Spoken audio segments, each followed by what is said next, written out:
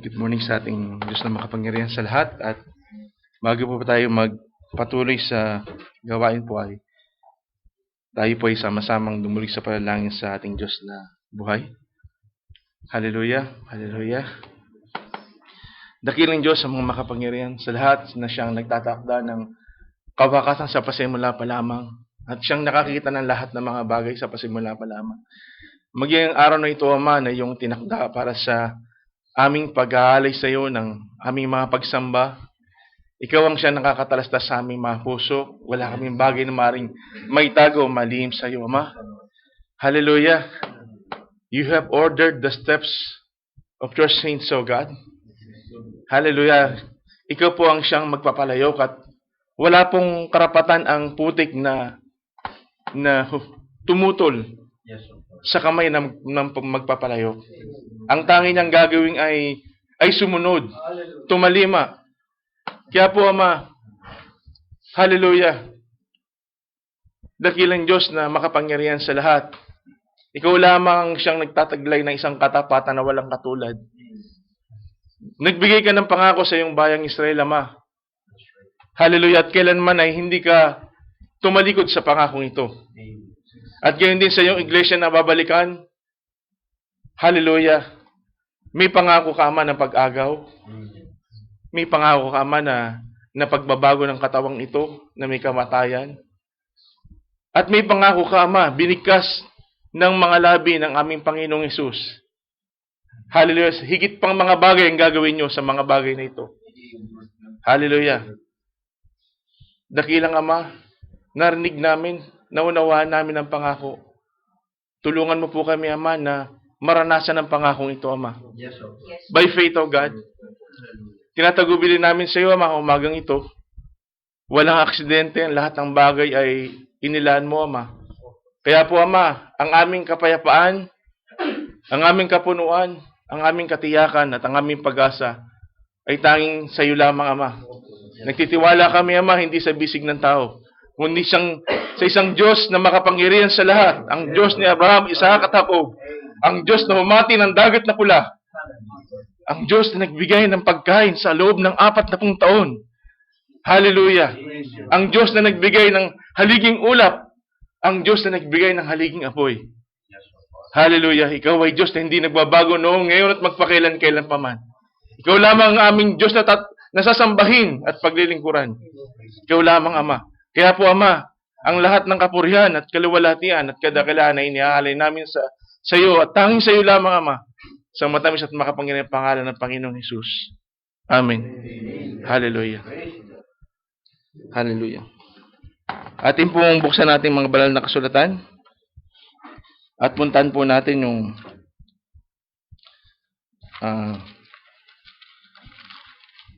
Book of Joshua. Sa unang kabanata po, mga kapatid.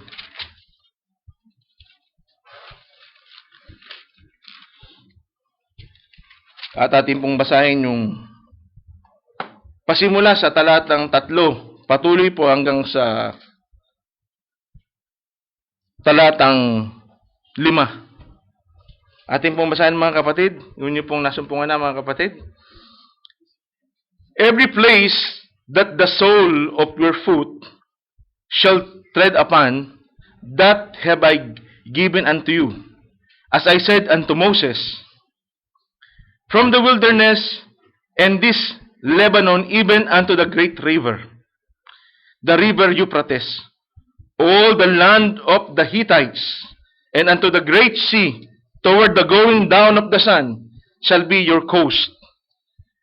There shall not any man be able to stand before thee all the days of thy life. As I was with Moses, so I will be with thee. I will not fail thee, nor forsake thee. Purihin ang ating Diyos at tayo po makakapos sa sandaling ito, mga kapatid. Hallelujah. Praise God. Sa bawat pangako na ibinibigay ng Diyos, it always paired with the requirements. The promise is sure, The promise is so true, but likewise, the same as the requirement, it is so true and must be followed. It is a must to follow the requirements because talaga namang binibigay ng Diyos yung kanyang pangako. Pero, sumisira ba ang Diyos sa kanyang pangako? That's true, mga kapatid. Kung titingnan po natin ang kalagayan ng Israel, simula nang mamatay si Moses, yung kanyang ministro na si Josue ay kinuusap ng Diyos. Kinuusap siya ng Diyos at ibinigay yung sa kanya yung pangako. At sa bayan ng Israel ang pangako. At kung titingnan natin kung gaano ka lawak yung ipinangako sa kanya, pasimula mga kapatid sa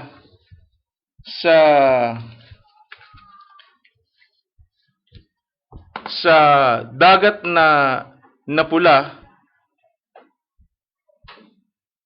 sa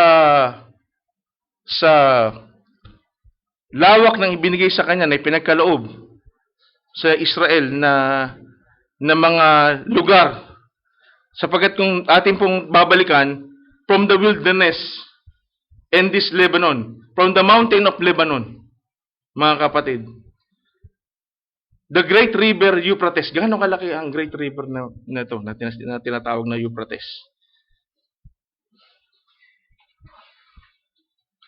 Hanggang dun sa mga coastline ng Dead Sea or Salt Sea. Parang, pag binabasa natin mga kapatid, parang simple-simple lang, ano? Pero kung titingnan nyo mga kapatid, kung gaano kalaki yung sinasakop ng lupang pinangako, even in the days of Solomon, yung full inheritance ng lahat ng lupang ito, kahit na sinasabi na ganong kadakila yung panahon ni Haring Solomon, hindi nila nakuha lahat yung lupa. At sinabihan ng Diyos si Josue na ito yung mga hangganan ng lupa na ibibigay ko sa iyo sa bayan ng Israel. At napakalaking pananagutan o responsibilidad ang iniatang niya kay Josue.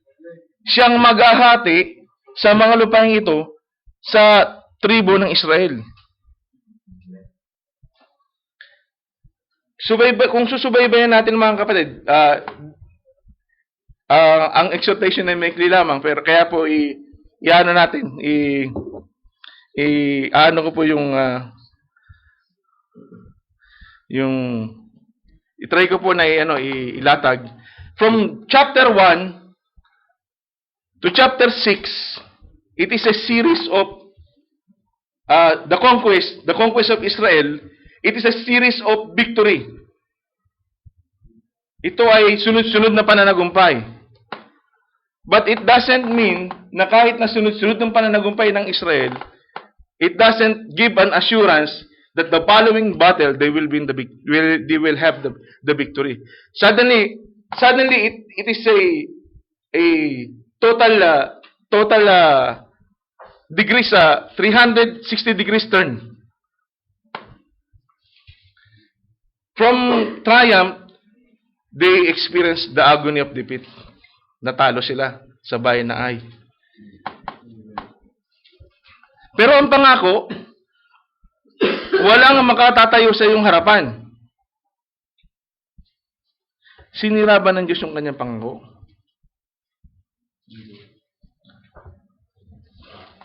Mamaya tingnan natin kung ano yung pagkakaiba ng kapangakuan sa pangako. Praise God. Ang bayan ng Israel ay nagtataglay ng mga bihasang mga mandirigma. Hindi sila mga baguhan. Alam natin ang kasaysayan ng chapter 7 ng Joshua.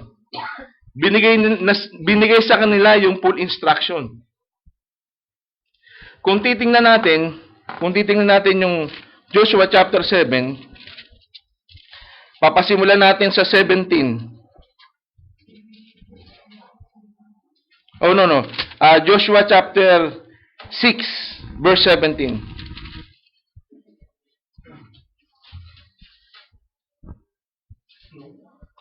Ang sabi dito, sa 17 ng chapter 6, "And the city shall be accursed, even it and all that are therein, to the Lord.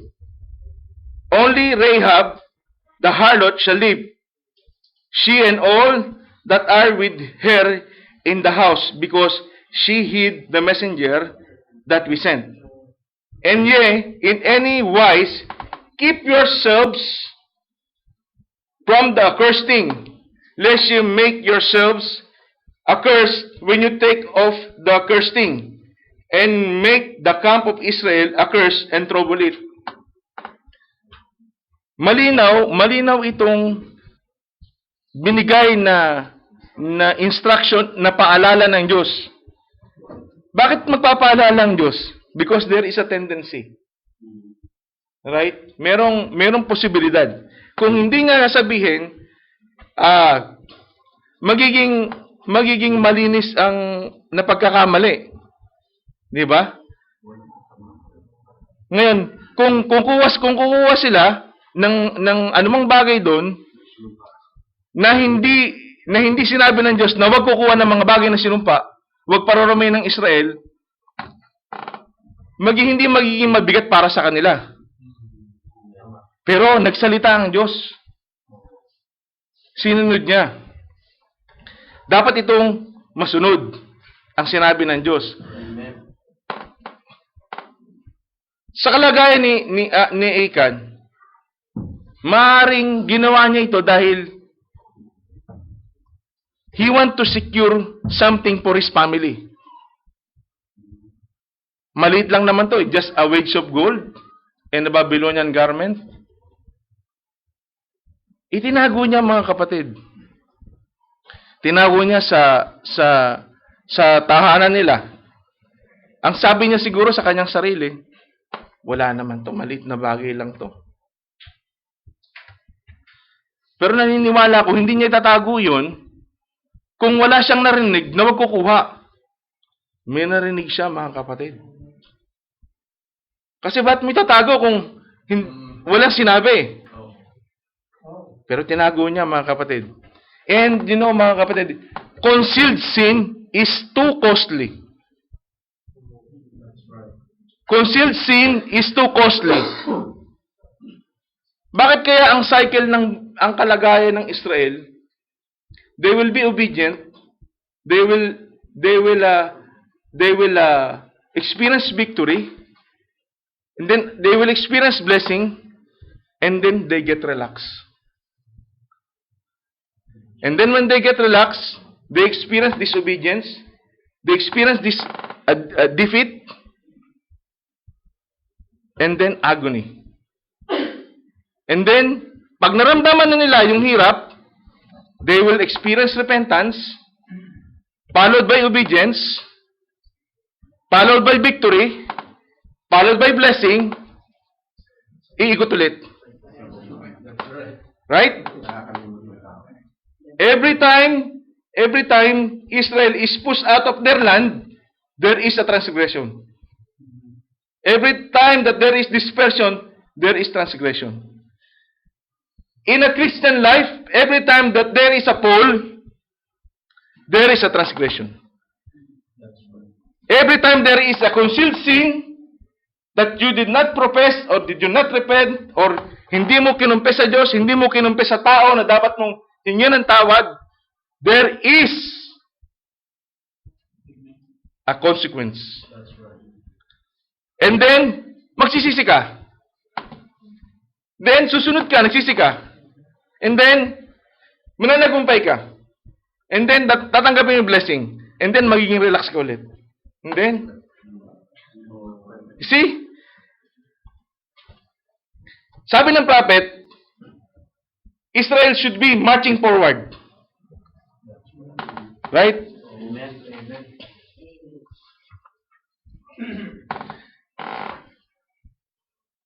ang punishment, mga kapatid, it's always in proportion to the nature of sin.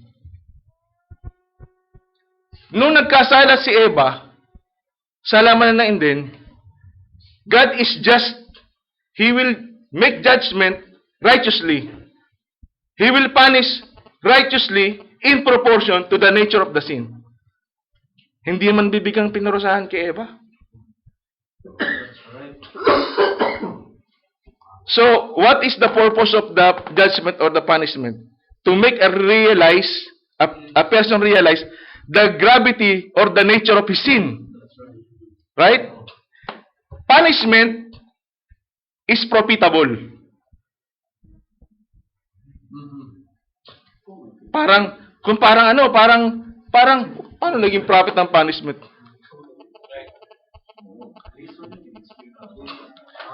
It's profitable.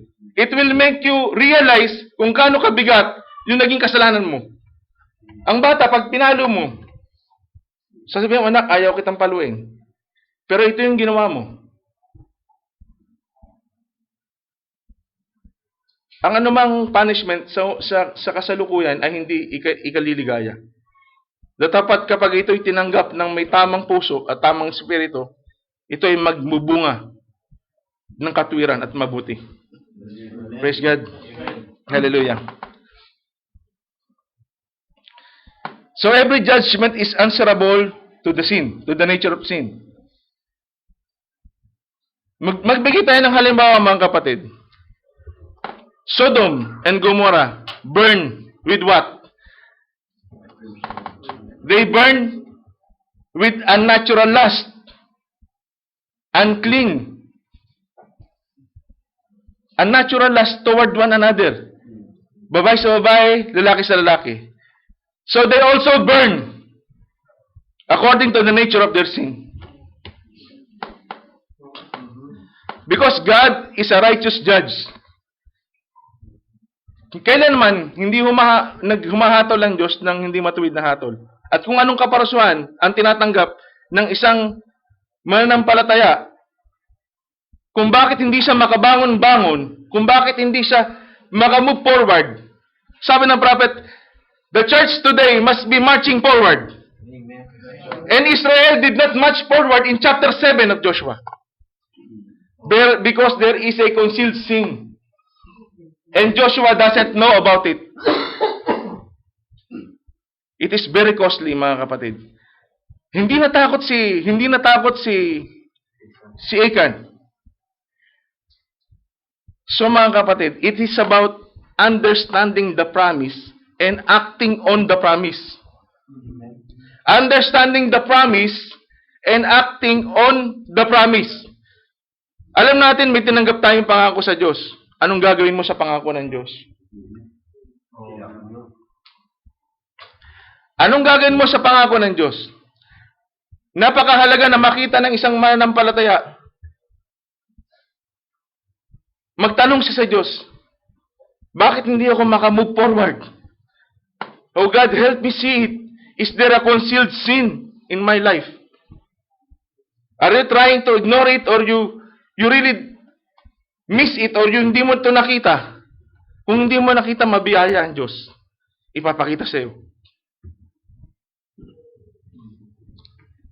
In order for a Christian to experience victory, he must first realize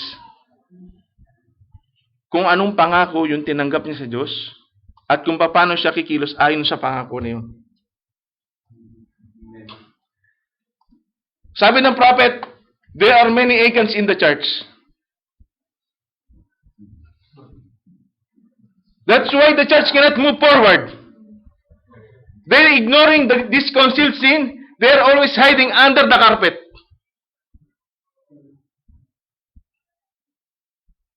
May pangako ang Diyos, greater things than this. Hallelujah.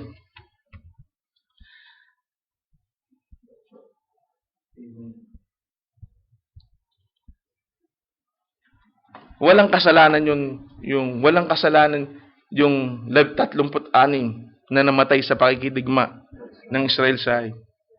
Pero in-account ng Diyos, Israel sins against me.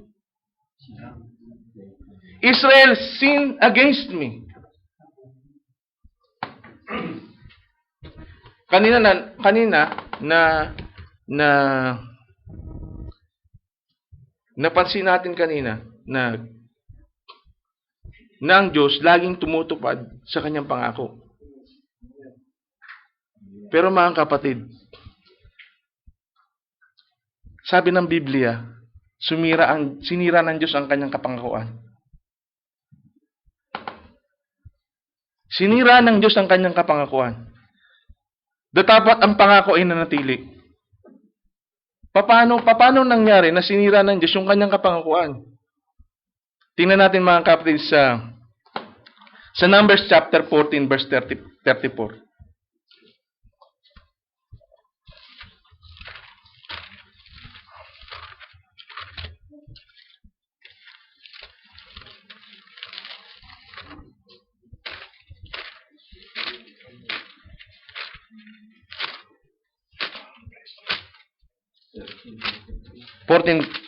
Chapter 14, verse 34. Babasahin ko po mga kapatid kung inyo pong nakita na. Ang sabi po dito, after the numbers of days,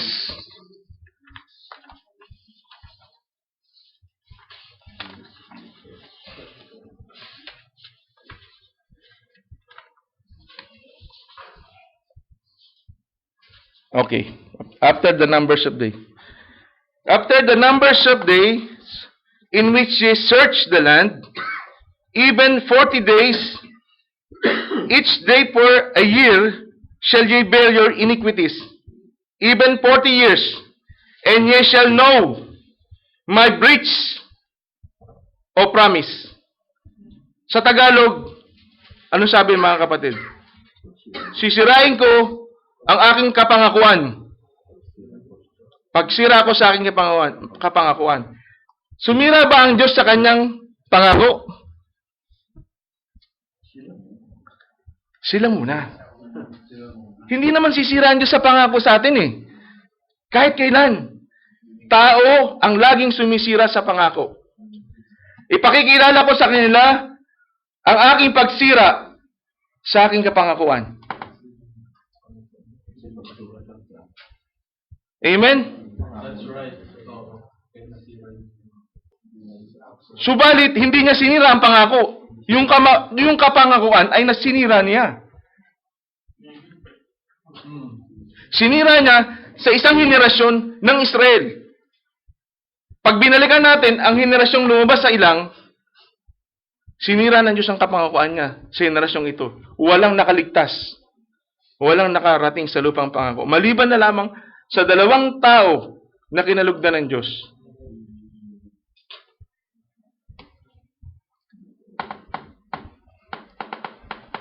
Nagpadala ang ministro ni Moses na si Josue ng kanyang mga lingkod sa Ai para tingnan o manmanan ang bayan ng Ai. Sa chapter 7, kung hindi ako nagkakamali mga kapatid.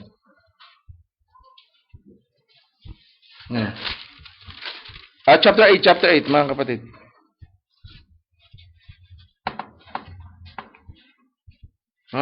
Hindi mga kapatid. Dahil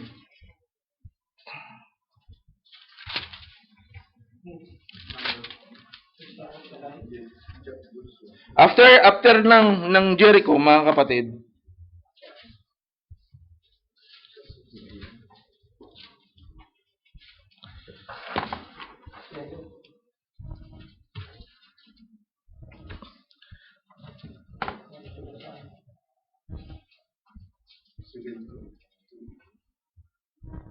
Yeah, 7:2 mga kapatid. Sabi dito ng Joshua chapter 7 verse 2. And Joshua sent men from Jericho to Ai, which is beside Beth-aven on the east side of Bethel, and spake unto them, saying, Go up and view the country. And the men went up and view all. Bui.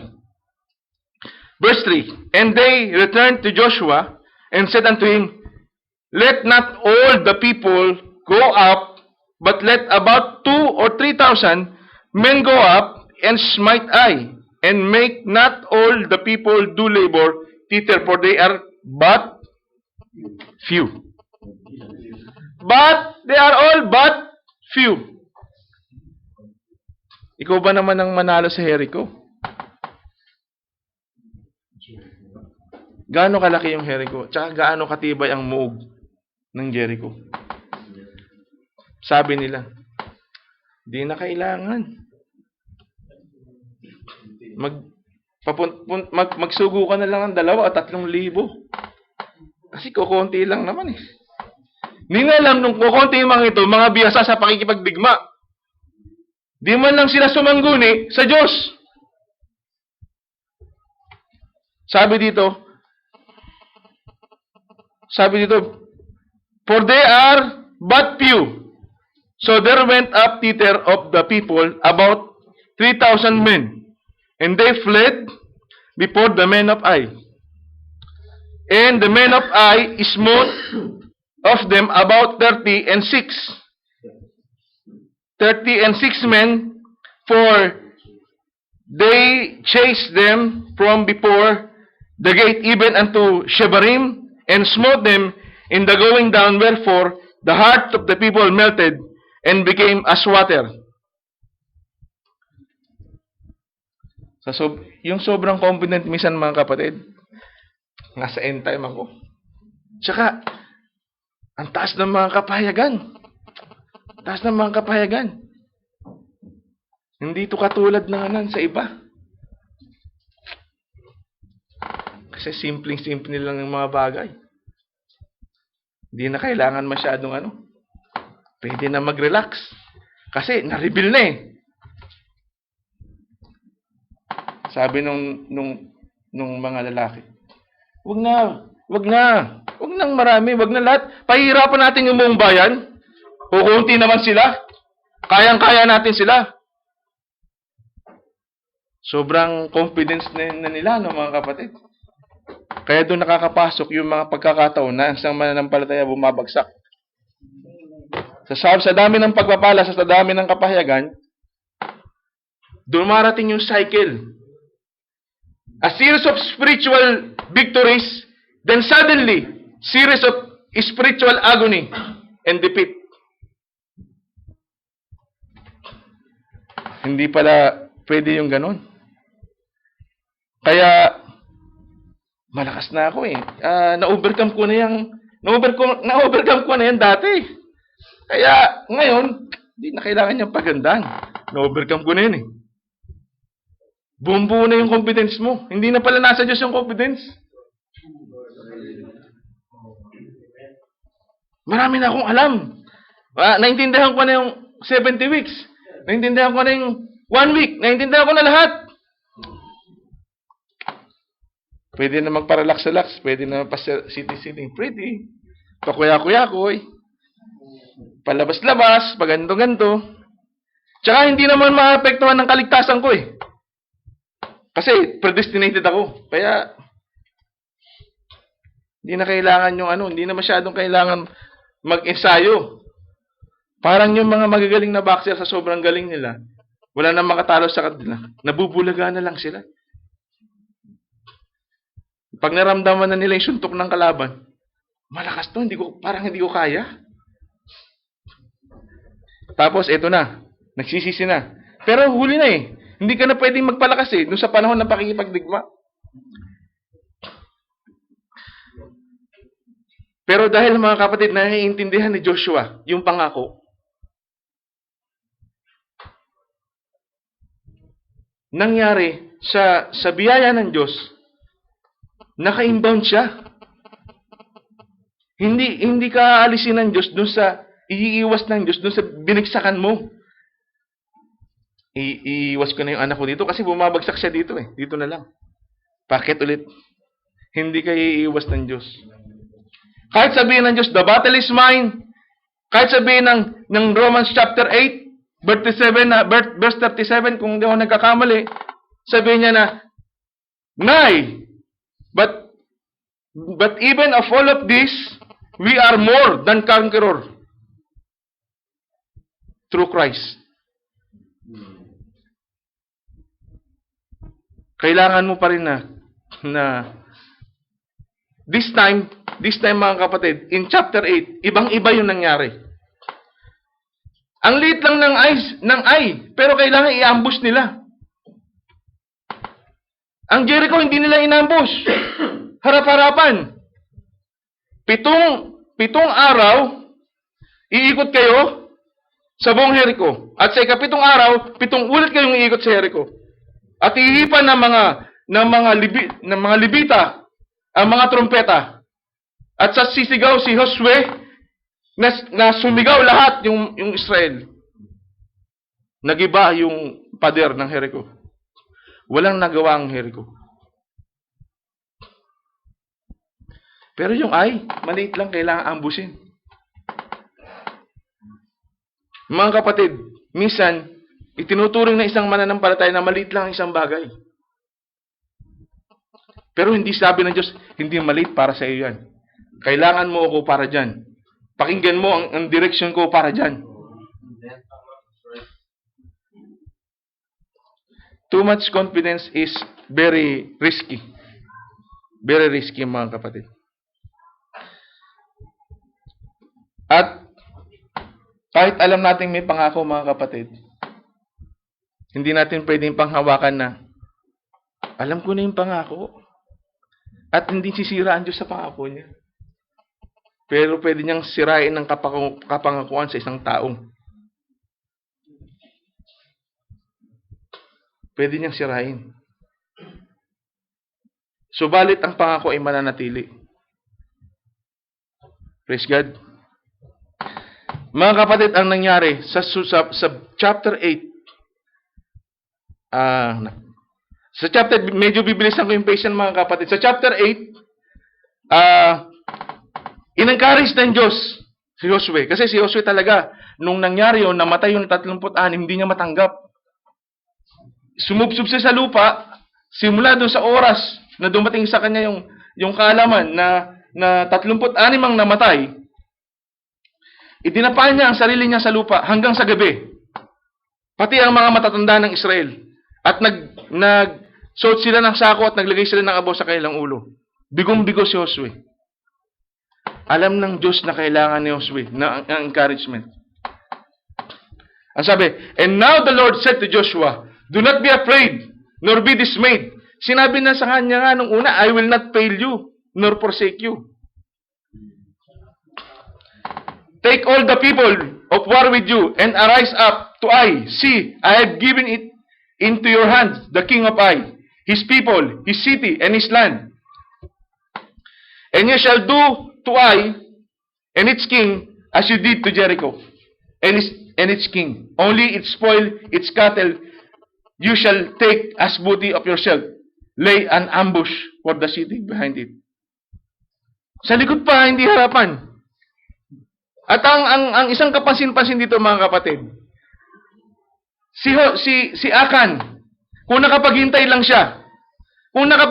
siya, merong booty. Yung booty, yung B-O-O-T-Y, booty. Yung booty, it is all that you will collect after the war. Meron namang panahon eh. Merong ibibigay. Pero hindi pinapakuha yung sa Jericho. What foolishness. Nahangarin ng isang mananampalataya ang isang bagay na wala pa sa panahon.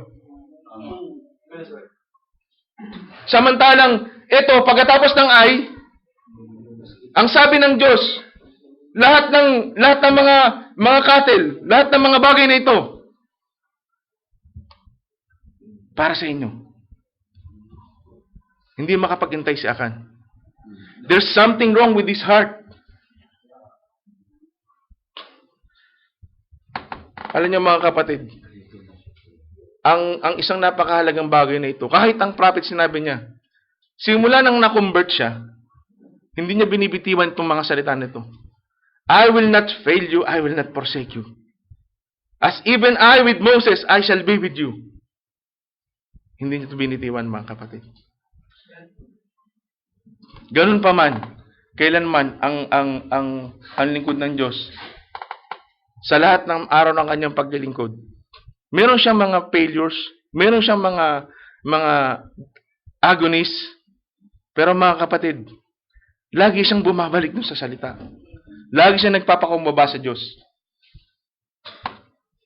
Alam niyo mga kapatid, sa kalagayan ng naranasan ng Israel sa Ai, hindi ganun kadali yung makabawi. Yung i-gain mo yung nawala sa'yo. Kasi kaya nawala sa'yo, hindi mo napagtagumpayan, natalo ka. So yung susunod na pagkakataon mo haharapin, hindi ganun kadali. Ganyan din sa buhay ng isang mananampalataya. Na I believe na bawat isang mananampalataya, sino dito hindi nagkaroon ng failure? At sino dito yung nagkaroon lang ng isang failure? But the thing is, how you deal with failure. Paano mo haharapin ang pagkatalo? Hindi ka naman hahayaan ng Diyos na hindi ka niya tutulungan. Pero in a certain point, may dahilan kung bakit kailangang ipahintulot ng Diyos. Kasi kailangan nating matuto. Ang pinakamahalaga doon mga kapatid sa naging kalagayan ni Josue, sinabi sa kanya ng Diyos, do not be afraid nor be dismayed. Yun yung unang-unang susi para makabawi. Ang pinakamahalaga mga kapatid, pagbalik sa salita ng Diyos, marigay natin yung encouragement. Makita natin yung encouragement sa atin ng Diyos. Nabigo sila sa Ai dahil kay Akan. But they must deal with this failure. Alam ni Josue kung paano haharapin. Ano mo sabi sa kanya ng Diyos? Sabi sa kanya ng Diyos, take all the man of war. This time not 3,000. This time 30,000. Ang liit lang ng Ai, ba't ganun yung preparasyon? Sabi, sa dakong kanluran, magtago kayo doon ng Ai. Huwag kayong lalabas. At sa bahaging hilaga ng Ai, mangunguna si Josue sa paglusob sa Ai. Nung gabing yun mga kapatid, hindi na natulog si Josue na mag-isa. Natulog siya kasama ng kanyang mga mandirigma. Kailangan maramdaman natin, kailangan makita natin na lagi natin kasama ang Panginoong Hesus. Ipinaramdam niya sa kanyang hukbo na kasama niyo ako. Hindi magkukulang sa atin ang Panginoon. Lagi natin siyang kasama. Hindi lang nating maibigay yung ating kaisipan ng ating puso sa Kanya. Ano nangyari mga kapatid? Lulusob sila sa harapan ng Ai. Pero may nakatago doon ng mga mandirigma sa gawing kanluran. Pag-atake nila mga kapatid, lumabas ang mga mandirigma ng Ai. Ito ay mga piling, mga mandirigma. Lahat sila ay mahusay sa pakikipagsandatahan.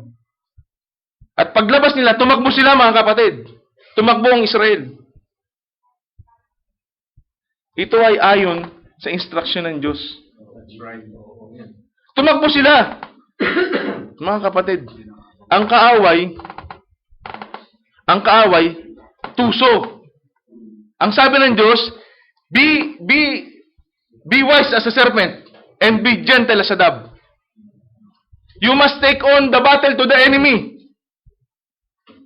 Yes, God said, the battle is mine. But there are points in our Christian life that we must take the battle to the enemy.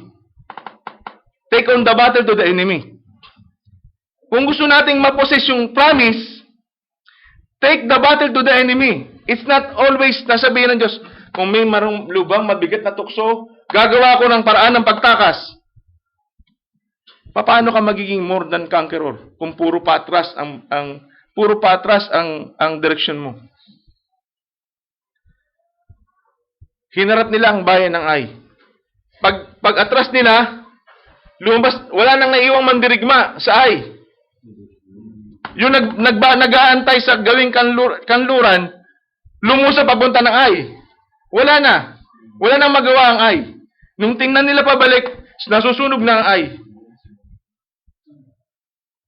At pag sa pangyayaring yon, yung umaatras na Israel, sumugod na. Pag sugod nila, sumugod yun ng gagaling sa Ai. Wala nang pupuntahan. Wala na pong pupuntahan ang Ai.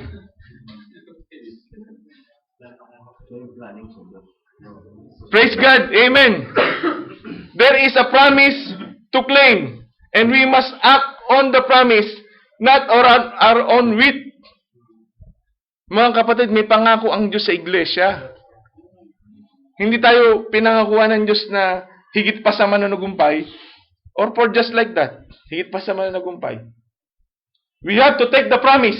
We have to act on the promise and claim what is given to us. Israel for a long time until this very present time. Hindi pa rin nila nakukuha yung ipinamana sa kanila. Kasi nakontento na sila. Ang church, hindi dapat makontento sa kanyang kasalukuyang kalagayan.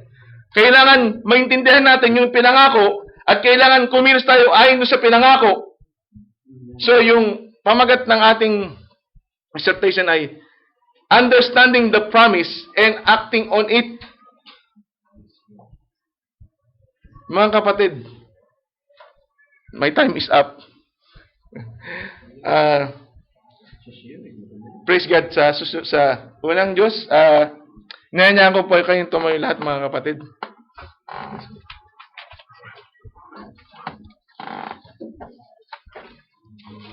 Unang Diyos ay mapag-aralan natin, kung ipagkakalob ay ipag-aralan natin kung paano sinisira ng Diyos yung kanyang kapangakuan. Kasi napakahalaga itong makita ng bawat isa sa atin. Kasama ako dun, mga kapatid. At alam niyo po ba, mga kapatid, hindi ko alam na mag-share ako sa araw na ito. Nalaman ko lang po, hindi ko nabasa yung kagad yung message ni Brother Clive. At nalaman ko po na hindi siya makakadalo. Kaya pasabi ko sa kanya, una ang Diyos. Hindi ko alam, mga kapatid, kung bakit, sabi ni Sister Vibe, hindi sila magkaroon ng internet ng ilang araw. Although na, siyempre, malungkot, di mo nakikita yung mahal mo, tinitiis ko na, binabaling ko yung sarili ko dun sa salita ng Diyos. At alam niyo, mga kapatid, kapag dumarating yung pagkakataon na binabaling mo yung sarili mo sa salita ng Diyos, may ginagawa yung kaaway. Merong ginagawa.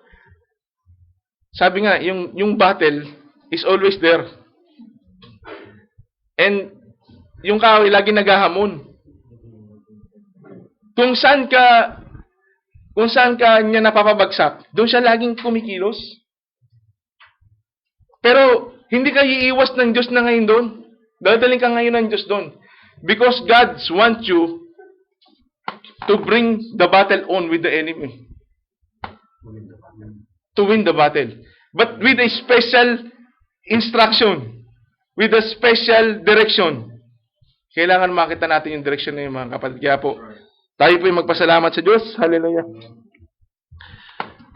Dakilang Diyos ang makapangyarihan sa lahat. Maraming salamat po sa pagkakataong ito, Ama, na pinagkaloob niyo po, Ama. Totoo po, Ama, hindi po kami maaaring maglagak ng tiwala sa aming mga sarili. Wala po kaming alam sa inyong banal na harapan, Ama. Napakaliit ng sukat.